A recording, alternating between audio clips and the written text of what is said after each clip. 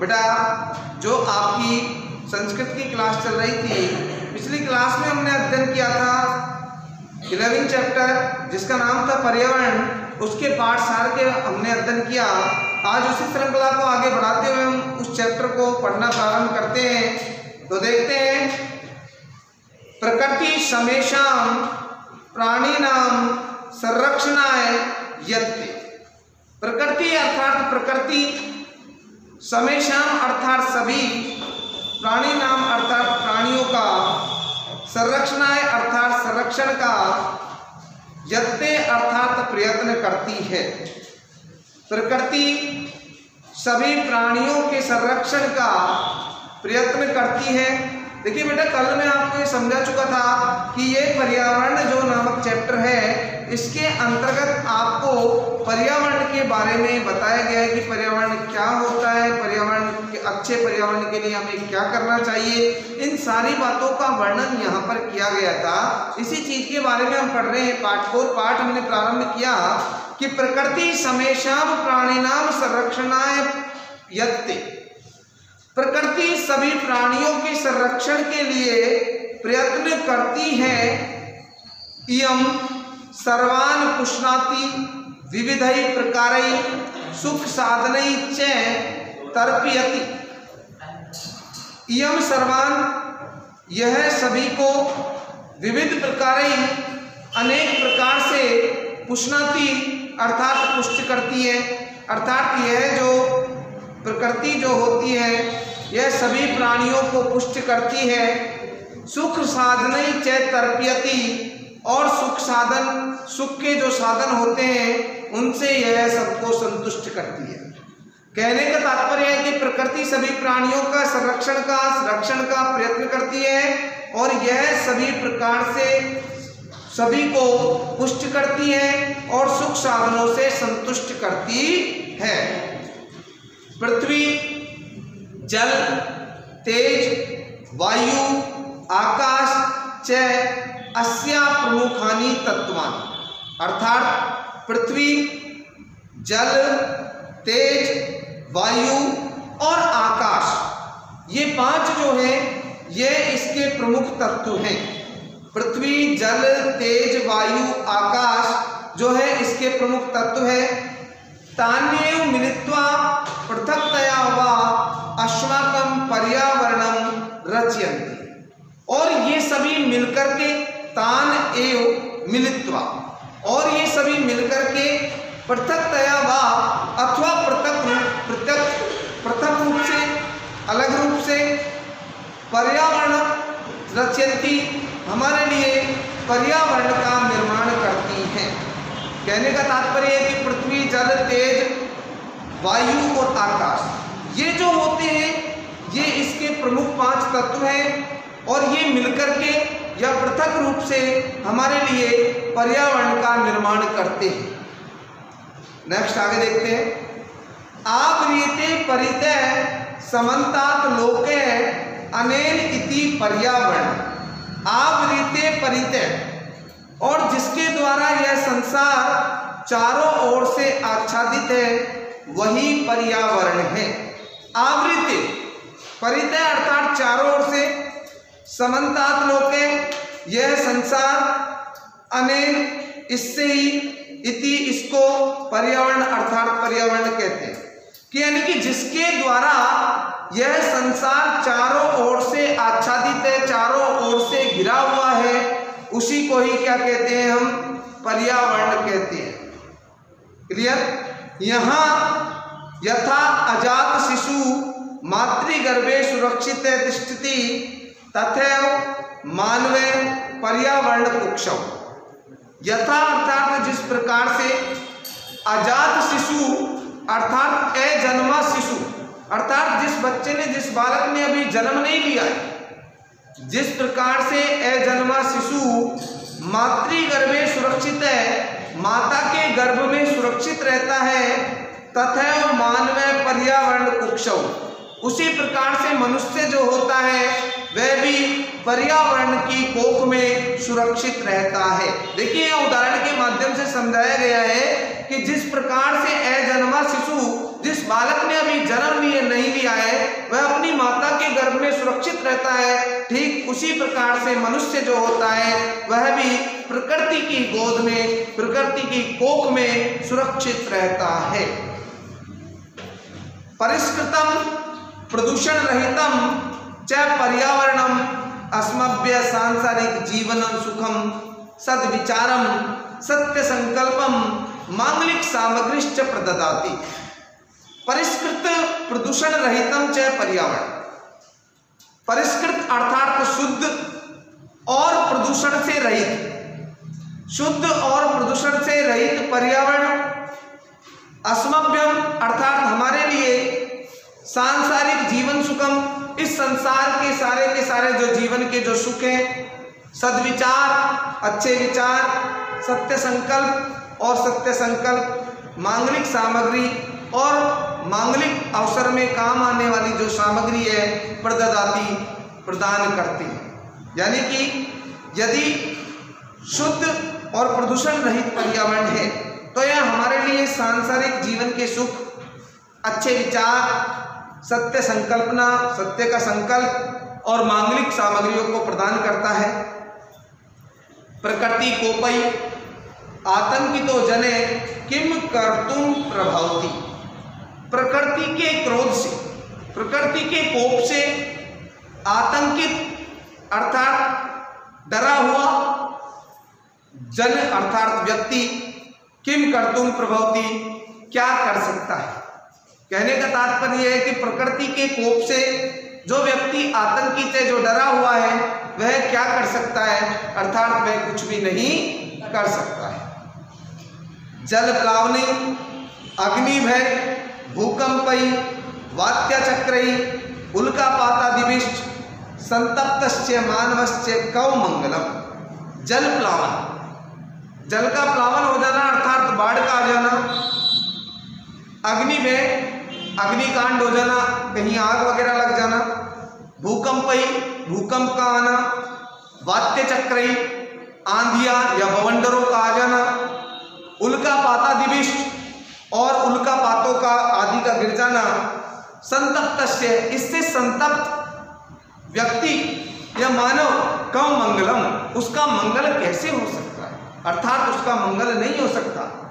बाढ़ आ जाए, कोई अग्निकांड हो जाए, भूकंप आ जाए, आंधी बवंडर आ जाए, उल्कापात गिर जाए, इससे दुखी हुआ जो मनुष्य है, मानव है, उसका मंगल जो है वह कैसे हो सकता है, वो अर्थात उसका मंगल नहीं हो सकता। सेकंड पैराग्राफ को देखते हैं। अतएव अस्माभि प्रकृति रक्षणीय, इसलिए हमें या हम सबको प्रकृति की रक्षा करनी चाहिए।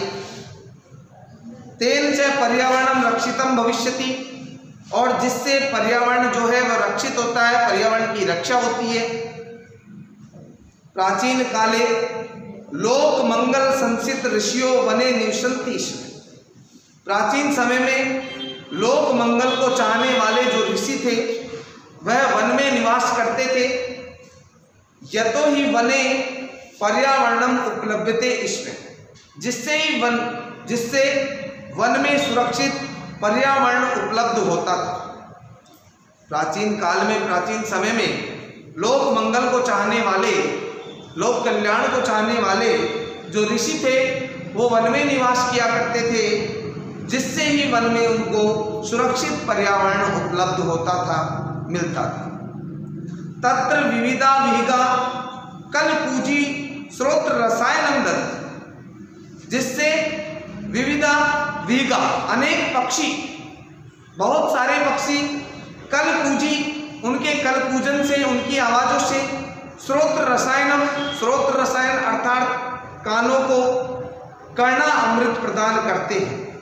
यानी कि वहाँ पर जो पर्यावरण उपलब्ध होता है वहाँ पर अनेक पक्षी जो होते हैं उनका कल पूजन से, उनकी आवाज़ों से जो हमारा कान है, हमारे श्रोत्रेंद्रिय है जिसे कान हम कहते हैं, उस कानों को कर्ण अमृत के समान प्रदान होता था, अर्थात उनके कानों को आनंद की अनुभूति होती थी। नेक्स्ट आगे देखते हैं।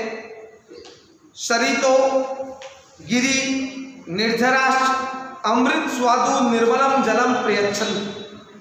सरितो अर्थात नदियां, गिरि निर्झर, गिरि अर्थात पहाड़ और निर्झर अर्थात झरने, यानी कि पहाड़ी झरने।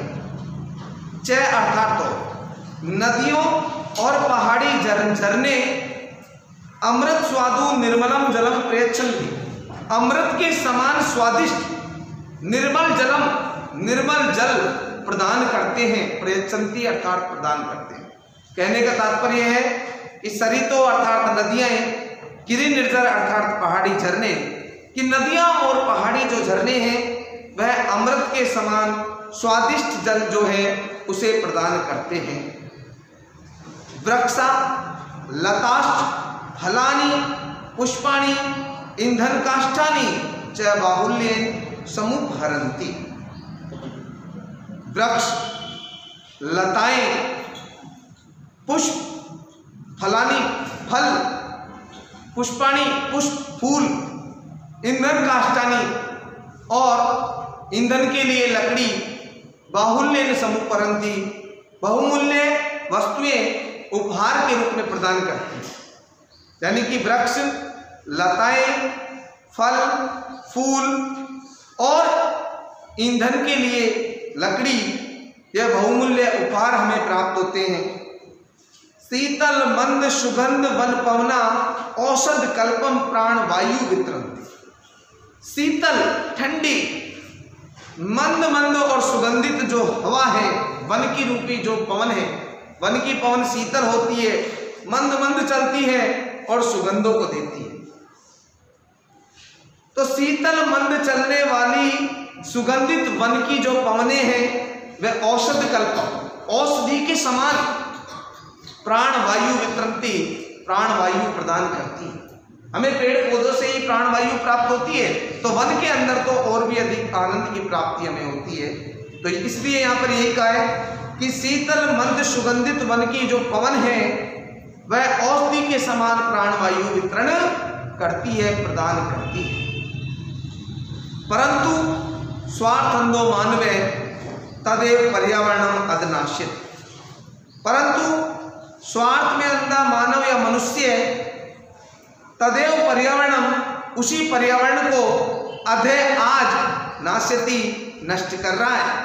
परंतु स्वार्थ में अंधा जो मनुष्य है वह उसी पर्यावरण को आज नष्ट कर रहा है। स्वल्प लाभाय जना बहुमूल्यानि वस्तुनि नाश्यन्। स्वल्पाय लाभाय, थोड़े से लाभ के लिए, जना अर्थात लोग, बहुमूल्यानि अर्थात बहुमूल्य, वस्तुनि अर्थात वस्तुओं का, नाश्यन्ति अर्थात नाश कर रहे। थोड़े से लाभ के लिए लोग बहुमूल्य वस्तुओं को नष्ट कर रहे। जना यंत्रागाराणाम विषाक्तम जलम नदा निपात्यन।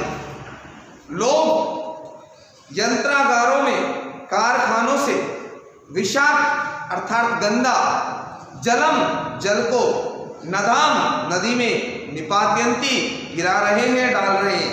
लोग कारखानों से गंदा या विषाक्त जल नदी में गिरा रहे हैं।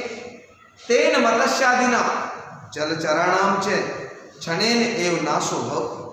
तेन अर्थात जिससे, मत्स्यादिनाम अर्थात मछलियां आदि, जलचराणाम जलचर जो प्राणी है, जल में रहने वाले जो प्राणी है, क्षणेन एव नाशो भवन्ति, उनका क्षण भर में ही नाश हो जाता है, क्षण भर में ही नष्ट हो जाते हैं, क्षण भर में ही, पल भर में ही उनकी मृत्यु हो जाती है।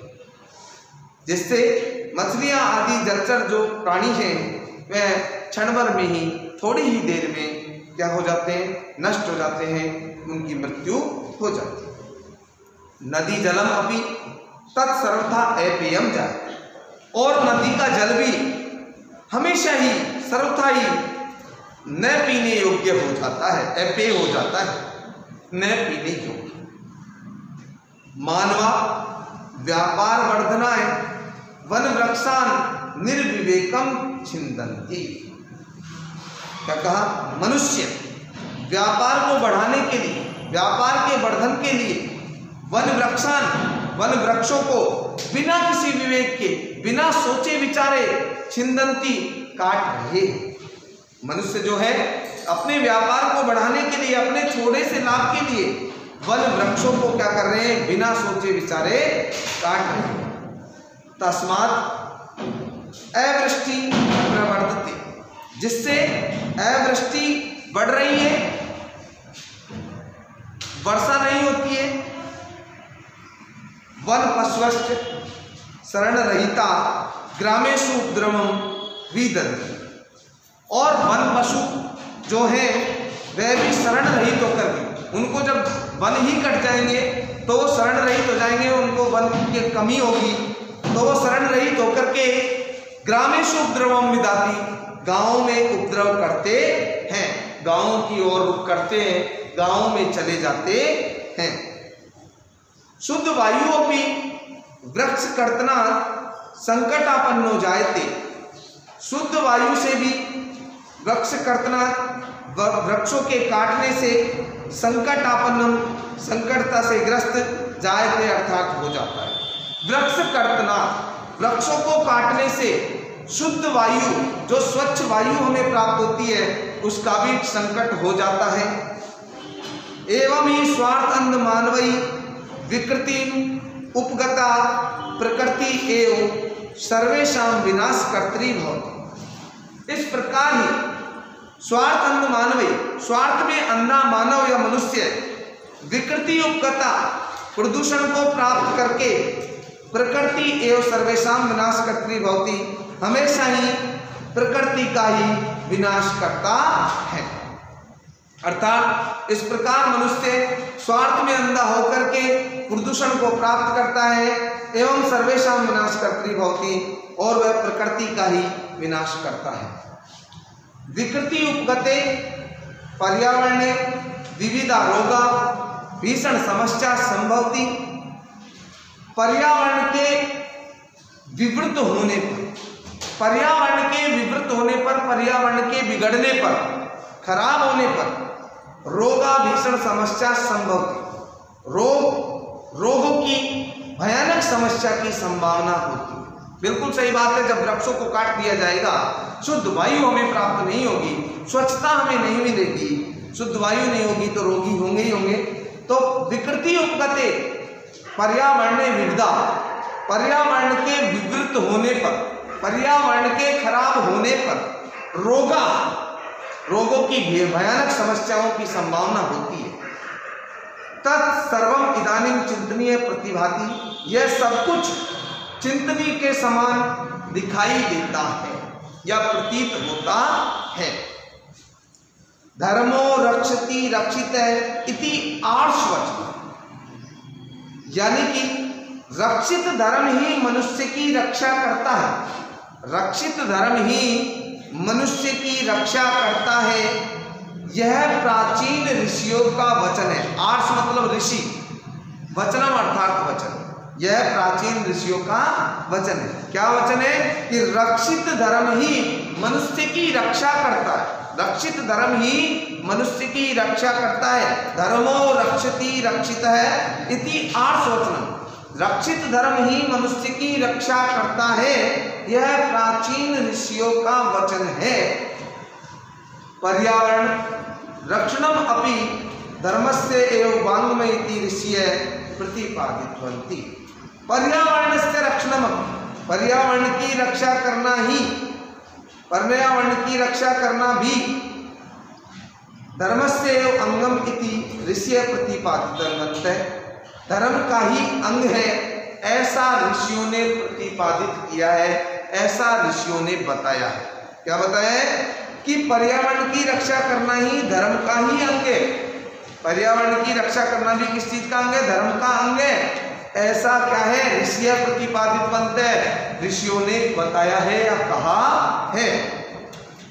अतएव वापी कूप तड़ाग आदि निर्माणम देवायतन विश्राम गृहादिश्च स्थापना, इसलिए वापी अर्थात बावड़ी, कूप अर्थात कुएं, तड़ाग अर्थात तालाबों का निर्माण करना चाहिए।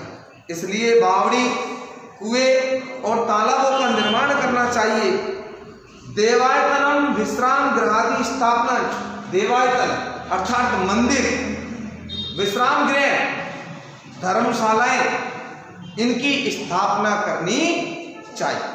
क्या क्या करना चाहिए? बावड़ी, कुएं और तालाबों का निर्माण करना चाहिए। मंदिर और विश्राम गृह अर्थात धर्मशालाएं, इनकी स्थापना करनी चाहिए। धर्म सिद्धि स्रोत रूपेण अंगीकृत, और इनकी स्थापना करना धर्म की सिद्धि के रूप में स्वीकार किया गया है कि धर्म की सिद्धि तभी होती है। कुक्कुरे, शूकर, सर्प, नकुलादि स्थलचर, कुत्ते, सुअर, सर्प और नेवले आदि थलचर, स्थलचर को ही थलचर कहते हैं। थल मतलब स्थल भाग होता है। ये थलचर मत्स्य अर्थात मछली, कच्छप अर्थात कछुआ, मकर प्रवृत्ति और मगरमच्छ आदि जलचर अपि रक्षणीय, इनकी भी रक्षा करनी चाहिए। अब क्यों करनी चाहिए वो बात आगे बताएगा। कुत्ते, सुअर, सर्प, नेवले आदि जो थलचर प्राणी हैं, मत्स्य अर्थात मछली, कच्छप अर्थात कछुआ और मकर प्रवृत्ति मगरमच्छ आदि ये जो जलचर हैं, इनकी भी रक्षा करनी चाहिए। क्यों करनी चाहिए? यत्ते स्थलानाम अपनोदिनय जलम मलानाम अपहारिनिश्च, यत्ते क्योंकि ये स्थल मंडल की, थलचर की, स्थल मंडल की गंदगी को दूर करते हैं, और जल मलानाम अपहारिनिश्च, और ये जो बताए थे ये जल की गंदगी को दूर करते हैं। कुत्ते, सुअर, सर्प, नेवले आदि ये स्थलमंडल की गंदगी को दूर करते हैं, और मछली, कछुआ, मगरमच्छ आदि जो जलचर प्राणी हैं ये जल की गंदगी को दूर करते हैं। प्रकृति रक्षा एवं लोक रक्षा संभवती इत्यत्र नास्ति संशय। प्रकृति की रक्षा करने से ही संसार की रक्षा हो सकती है। प्रकृति की रक्षा करने से ही संसार की रक्षा हो सकती है, इसमें कोई संदेह नहीं है। इत्यत्र नास्ति संशय, इसमें कोई संशय नहीं है, कोई संदेह नहीं है। प्रकृति रक्षा एवं लोक रक्षा संभव, प्रकृति की रक्षा से ही संसार की रक्षा हो सकती है। इत्यत्र नास्ति संशय, इसमें कोई भी संशय नहीं है। तो ये थी बेटा आज की आपकी ऑनलाइन क्लास। आपका जो होमवर्क है वह यह है कि इनका जो मैंने जितना पढ़ाया पहले इसकी संस्कृत लिखेंगे, उसके बाद उसका हिंदी ट्रांसलेशन करेंगे। यह आपको आपकी संस्कृत की नोटबुक के अंतर्गत नीट एंड क्लीन रूप से करना है, और साथ ही साथ इसे लर्न भी करना है। Thank you, have a nice day.